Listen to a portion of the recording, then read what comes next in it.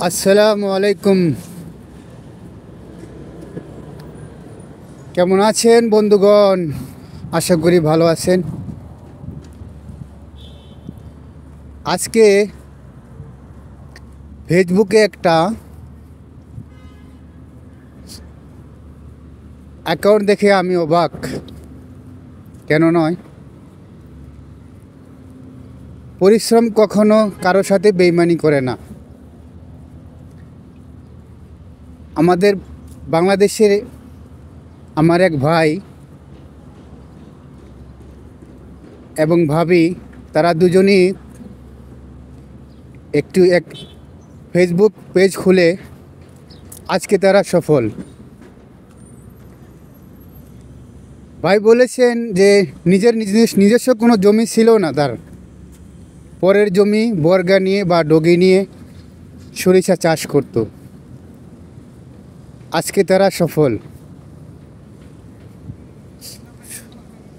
এখন নিজের ফেসবুকে সফলতা পেয়ে সেই টাকা দিয়ে জমি কিনে এখন তারা নিজের জমিতে সরিষা ফলাচ্ছে। আলহামদুলিল্লাহ, দোয়া রইল ভাইয়ের জন্য। তাই বলছি ভাইয়া, যদি কাজ করি আমরা যদি কাজ করতে আগ্রহী ফেসবুকে, ইনশাআল্লাহ একদিন কামিয়াবি আসবে অবশ্যই, ইনশাআল্লাহ।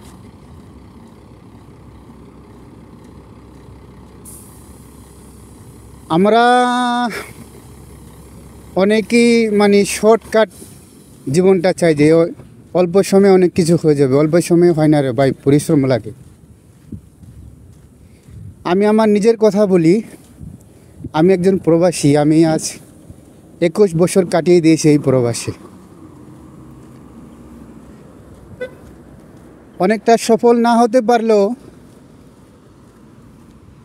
ইনশাল্লাহ মোটামুটি নিজেকে নিজে বাঁচিয়ে রেখেছি, নিজের পরিবারকেও সামলাতে আসি, তাদেরকেও আল্লাহ ভালো রেখেছেন, সমস্যা নেই।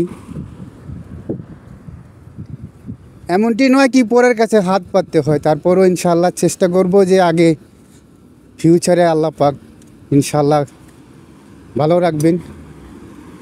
তারপরে একটি কথা আছে যে দুনিয়াটা থাকার জায়গা না, চলে যেতে হবে।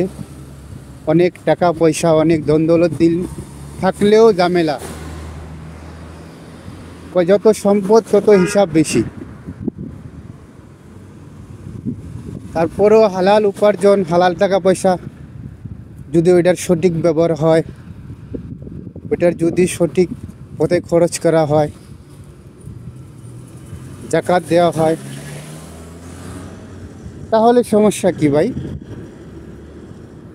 অনেকে আছে হারাম হালাল বুঝেন না, অনেক ধন দৌলত সম্পদশালী হয়ে বসে আছেন।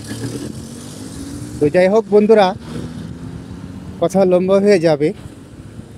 তো আমি যেটা বলতে চাচ্ছিলাম যে যারাই আমরা পরিশ্রম করি, যেন পরিশ্রমটা কাজে লাগাই।